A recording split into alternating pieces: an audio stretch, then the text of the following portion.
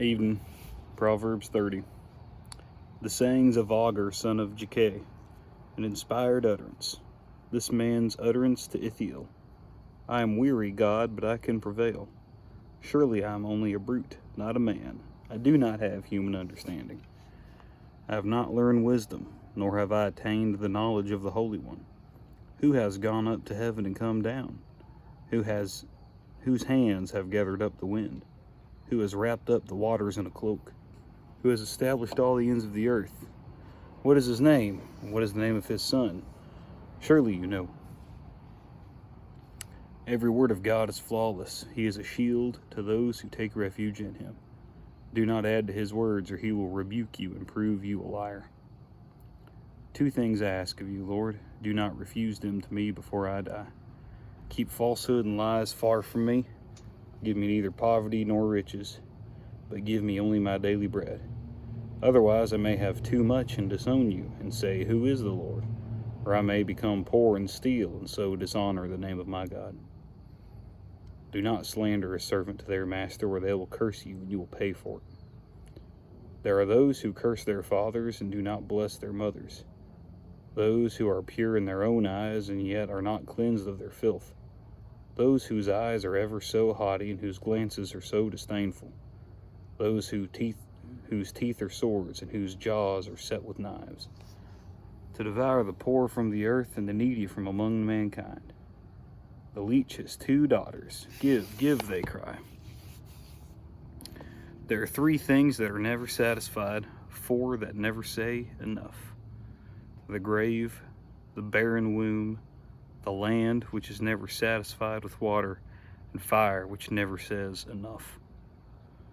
The eye that mocks a father and scorns an aged mother will be pecked out by the ravens of the valley and will be eaten by the vultures.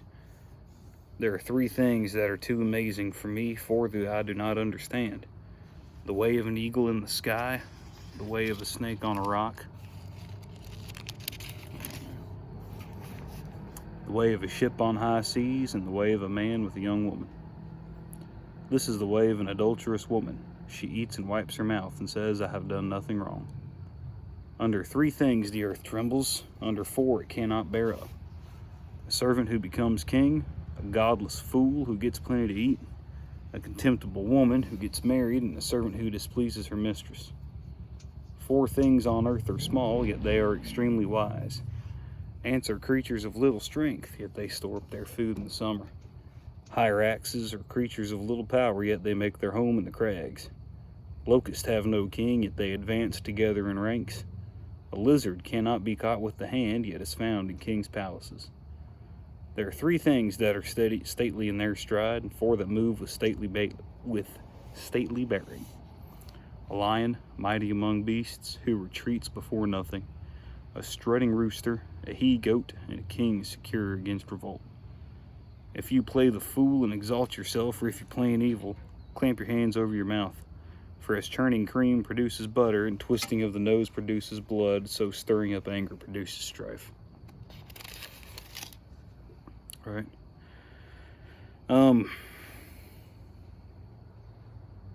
Kind of first part of that, right? I'm weary, God, but I can prevail. Surely I'm only a brute, not a man. I do not have human understanding. Right? If you ever want a lesson in sarcasm, read the Bible, right? A lot of the authors of the Bible use sarcasm to kind of get the reader's attention and to be able to drive home the point, right? Hey, I'm not a man, I'm just a brute because I don't understand everything the Lord said, right? Well, congratulations. Nobody understands everything he says perfectly, right? As a finite human being, you cannot fully understand an infinite God, right? But I find a lot of hope in that. First part of that passage where it says, I am weary, God, but I can prevail, right?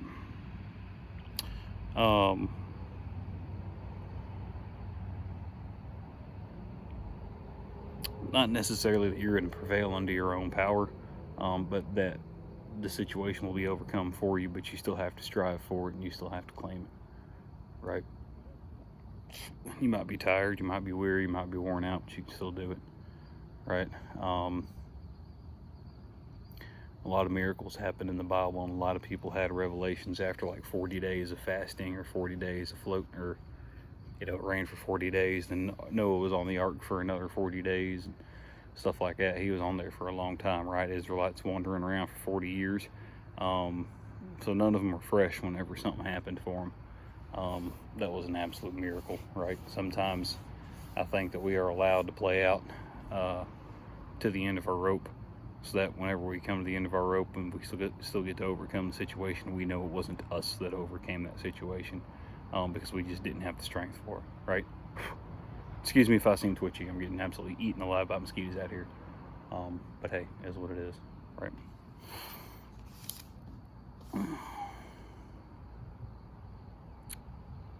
I have not learned wisdom, nor have I attained the knowledge of the Holy One. Who has gone up to heaven and come down? Whose hands have gathered up the wind?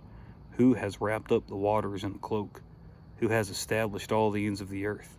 What is his name, and what is the name of his son? Surely you know. Right? I think everybody knows that there's a God, whether they admit to it or not. Right? There's just some folks that on the day-to-day, when things are good or even when things are going bad, do their best to refuse to believe. But I think deep down everybody knows there's a higher power than them, right? It's just what that high power is that people need clarification on sometimes. Whenever it says what is his name and the name of his son, his name's Yahweh, right? I am who I am. He straight up tells his name to Moses there in Exodus, right? You can find his name in Genesis as well. The name of the son is Yeshua, Roman version of it, the English version being Jesus, right? And they're the ones who are, God made everything, and I believe he spoke it all into existence. And if he spoke it into existence, then he uses words, right? You gotta use words to speak. Jesus is the Word, right? Is the Word made flesh. And in the beginning there was the Word, and the Word was with God, and the Word was God, right? So to me that cuts it pretty straightforward on, hey, Jesus and the Father are the same. Just kind of it's how you experience them is a little bit different. And since he's outside of time and space, he can be both simultaneously, right? Same way that I'm a father and a son and a husband and a friend, right? And all those people, my wife, my mom, my kids, are all going to experience me different ways, but I'm the same person, right? That's how I kind of think it is with God. He is both the Father, he is the Son, and he is the Holy Spirit, right? Just since he's infinite and he can exist outside of time, he gets to be all three at the same time, right? At least that's my best understanding as of right now. That's the answer to all those questions, right? Every word of God is flawless. He is a shield to those who take refuge in him. Do not add to his words, or he will rebuke you and prove you a liar. That's pretty significant, because by the time this book came out, right, written by Solomon and some of his cohorts, the Torah was a thing, right? First 5 books of the Bible, and it was the religion that Jews followed back in the day, right? Believing that there's going to be 2 messiahs that came. And in the Torah, there's like 600 something rules, I think. Some of those rules got to do with how you deal with false prophets. And it was essentially, if somebody claims to be a prophet, they say something's going to happen, and it don't happen, then you stone them to death, right? You kill them. And you don't just kill them clean. You throw rocks at them until they stop twitching. And that might seem harsh, but it kind of goes back to some of the 10 Commandments too, whenever it says, do not use the Lord your name in vain.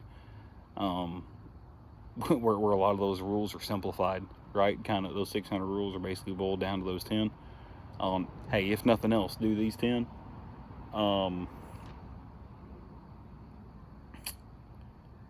It doesn't mean that you don't say like, oh my God, and stuff like that, right? Like if you're surprised or whatever it is, it means that you don't attach his name to your BS, right? You don't say, well, Jesus told me to, and then something that's completely against the Bible, right? So whenever it says that he will prove you a liar, right? And rebuke you or prove you a liar, if you add to his words, then the punishment per Torah is that you get killed for it, right? And it ain't clean. And it might sound harsh, but at the same time, you're warned again and again and again. And this is one of those warnings. And as far as adding words to the Bible, right?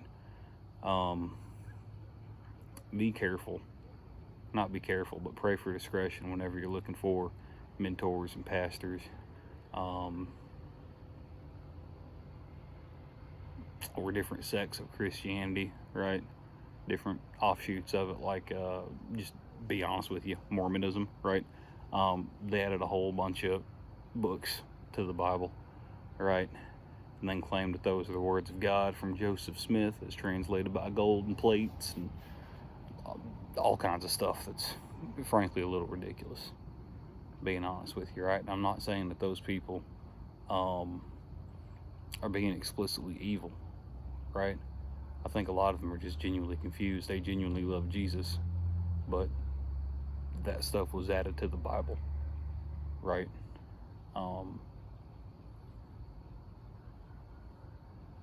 Gotta be real careful with that kind of stuff. And if somebody asks you a question, instead of putting words in God's mouth, it's okay to just say you don't know, right? Because you might not. It might be a question that you have too, and they ask it, and it's like, hey man, I'm glad you asked that question. I'm asking the same thing. Let's find out together, right? This is one that hits close to me a lot, where it says, 2 things I ask of you, Lord, do not refuse me before I die. Keep falsehoods and lies far from me. Give me neither poverty nor riches, but give me only my daily bread. Otherwise I may have too much and disown you and say, who is the Lord? Or I may become poor and steal, and so dishonor the name of my God. It's easy to get caught up chasing the almighty dollar, right? Because it's how you can afford to do anything. And it's how you can afford to do righteous things too, right? I want to give more money to church. I want to, bless this person with this or bless this person with that, I'd like a bigger house. I'd like more land. I want a newer truck. I want a new gun. I want whatever, right? But you read the New Testament, I want to say it's Acts, Romans, somewhere in there, right? Paul talks about being content when he has a lot and being content when he has a little. I think this is what this is alluding to. It also alludes to keeping yourself, or being deliberate and putting yourself in certain situations, right? I know that I will have enough to be able to pay all my bills and have a little bit left over. I won't have so much that I think that I'm the one who's making all this money, because it ain't mine, it's God's. Just get the opportunity to steward it for a while, right? I want enough to be able to bless people, and to be able to bless my family and to provide for them. But I don't want so much that I keep on getting caught up in what I think God wants me to do, as opposed to doing what he's actually telling me to do, right? And then I don't want to have so little that I can justify to myself bringing shame to my God, right? By stealing, by lying, by thieving, all that kind of stuff. So, stuff you want to consider, right? Learning to be content, and that's a skill. And that's something I've had to ask help for. And I'll probably have to ask help for it again, right? Oh, let's see. There are 3 things that are never satisfied, and 4 that never say enough. The grave, the barren womb, land which is never satisfied with water, and fire which never says enough, right?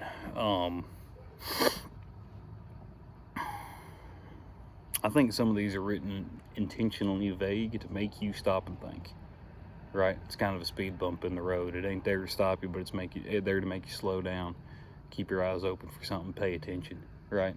And if not, then it'll get your attention then. this ain't gospel, right? This is just my thinking. The grave is never satisfied, because people still die today, right? There's been trillions of people on the planet from, the inception of the planet, and trillions of people have died, and more people will still die, right? Me, you, everybody eventually gonna pass away. And so death isn't satisfied, right? It just keeps taking and taking and taking and taking and taking. The grave has never gifted anybody anything, it's only taken. Now, sometimes God can use the grave, taking something away, to make space for something new, right? That's a thing, but the grave itself never gives anything. And even after it takes your soul, right, takes breath of life out of your body, it's still not satisfied with that. It has to break your body down. Well, okay, now your skin and muscles decompose. Well, now it's got to take your bones, right? Well, now it breaks you all the way down to dust, right? And even then, your headstone's eventually going to fade, right? And nobody's going to know that you were here. And that's not meant to be depressing or anything like that, but kind of put things in perspective on, if you're worried about what this person's going to think of you for talking about Jesus, or for doing this, or for doing that, or whatever it is, who cares, man? They're going to be a pile of dust one day, and so will you, right? But did you do your part to maybe do your best to lead somebody to Jesus? And now there's generational blessings of a godly family, right? And that doesn't mean that they don't have their own problems, their own things they got to figure out. People slipping off the tracks, wandering in the wilderness, wandering around apostasy for a while and coming back. I think a lot of that is a lot of folks' testimony, and it's going to be a lot of folks' testimony till the end of time. But the grave never gives anything. It only takes, and it's going to keep taking. Let's see. The barren womb. I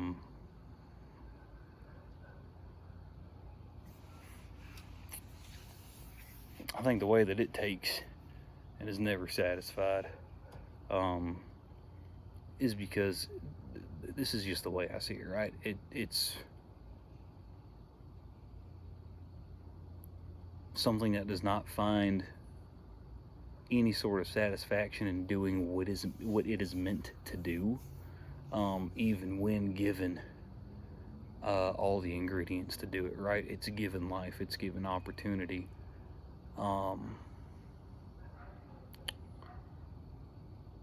And it just can't make it happen one way or another, and it gets frustrated and dissatisfied, and so it takes life from everything around it trying to sustain itself when it can't. And I've got friends, I've got close friends, I've got people that I love that have struggled to be able to get pregnant and stuff like that. So this ain't me like calling anybody out or saying it's because of sin or anything like that, right? Giving the gift of life is God's purview, right? He's the only one who can do it. But the point of a womb in a woman biologically is to make kids, to produce offspring, right? Within a marriage covenant, within a marriage union, God gives his part to give life, right? And then it's up to the woman in the womb to be able to kind of steward that, helping it turn into life, and God coming in and breathing the breath of life into it and things like that. And that's not saying that people are barren by choice, because they're not, right? But I think the people who struggle with that stuff hardcore, they deal with depression, they deal with rage, right? Because they think something's wrong with them and they don't understand what's going wrong, when it's not necessarily anything their fault, right? But if someone is truly barren, it doesn't matter what you do, they just can't get pregnant, right? And I think that they're not satisfied, because that's the point biologically of the womb in a woman, is to bear children, right? And that's not trying to be sexist or anything like that, because women are made for a whole lot more than that. But just from a strict biological standpoint, I mean, you can look at like certain bugs and animals and stuff like that, and basically as soon as they pop out eggs, they croak and die, right? That is their entire life cycle is around popping out more of them for whatever reason, and then turning around and kicking the bucket. But I don't think the bear in the womb's ever satisfied, because it doesn't get an opportunity to do what it was made to do. When you don't get an opportunity to do what you're made to do, not even taking that context of childbearing out of it, right? Whatever God put you on this earth to do, if you don't do it, you're gonna be frustrated. And that's because deep down you know you're not where you belong and you're not doing what you should be. And sometimes you don't know what that is, right? And I'd say that I forgot what movie it was we were watching recently, but a quote came from it that's been sticking in my mind recently, and it's, if you don't know what else to do, you do the next right thing. Well, how do you know what the next right thing to do is? Read this and it'll tell you, right? Love yourself, love your neighbor. Love God above all else, right? Land which is never satisfied with water. It doesn't matter how much. I mean, the whole earth was flooded at one point, right? But if you don't get rain in certain parts of it these days, it still ain't gonna grow any crops. Just look at the deserts and everything like that over in the Middle East and stuff.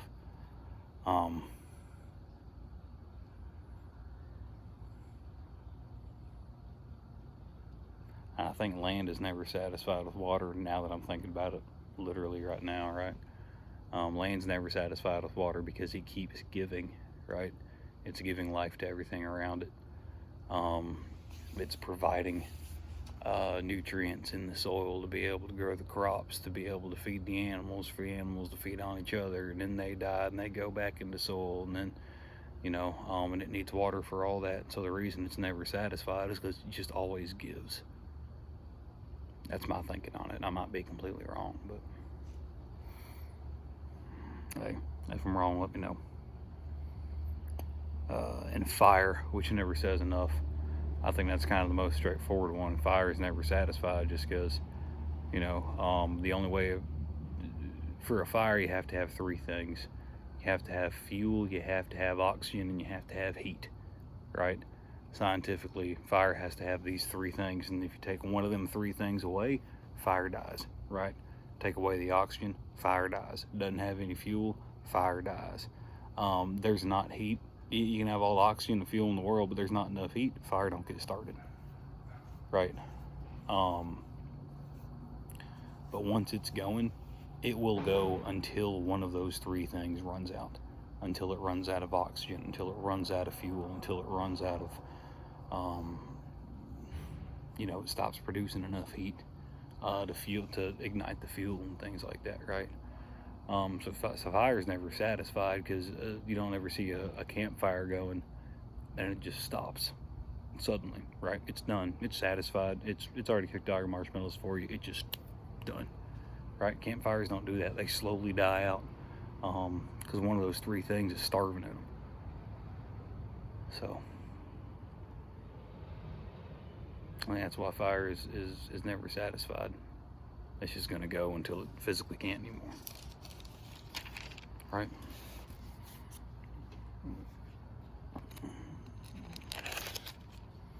Let's see, three things that are too amazing for me, four that I do not understand. The way of an eagle in the sky, I can understand that because I didn't really have a solid understanding of physics back then, right? The way of a snake on a rock, how the heck can something with absolutely no arms or legs whatsoever be able to climb the way that snakes do, right?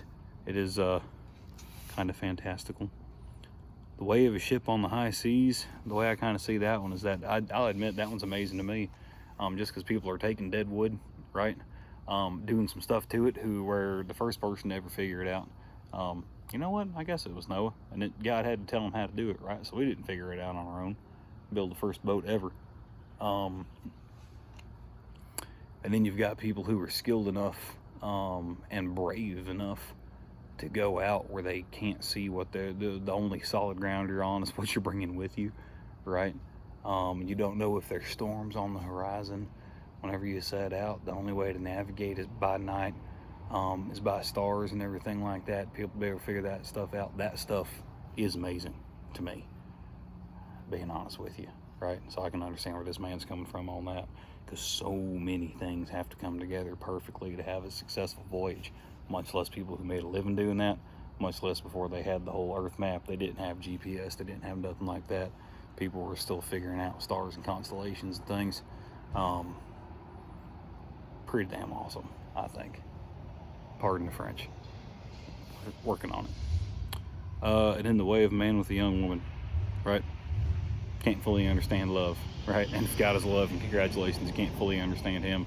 And even though you don't fully understand love, it doesn't mean that you don't love people, right?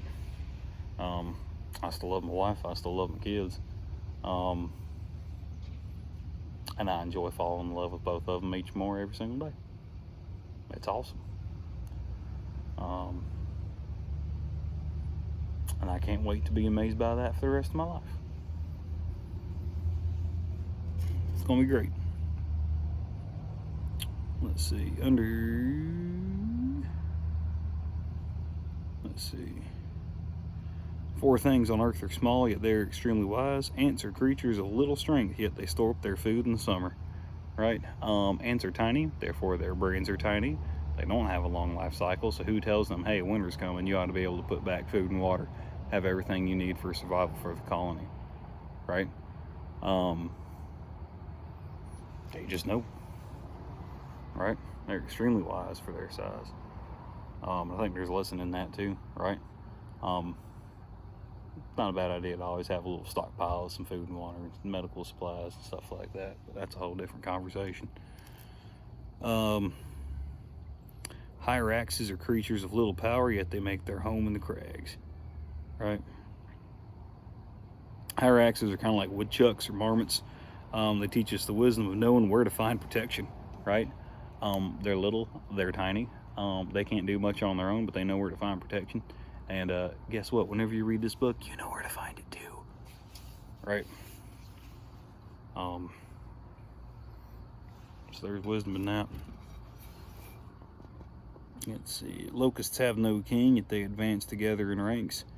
Even though they don't have any official leader or anything like that, or rule by decrees or anything, whenever for locusts it's time to get a move on and go, they all get in line and do it, right? A lizard can be caught in the hand, yet it is found in king's palaces, right? Anybody can catch a lizard, right? Is what this is kind of saying. So it's an extremely common thing, yet you can still find it in places that are done up and regal and important and things like that, right? Sometimes the simple small things that anybody can attain are worth having with you, no matter how up in the hierarchy you are, right?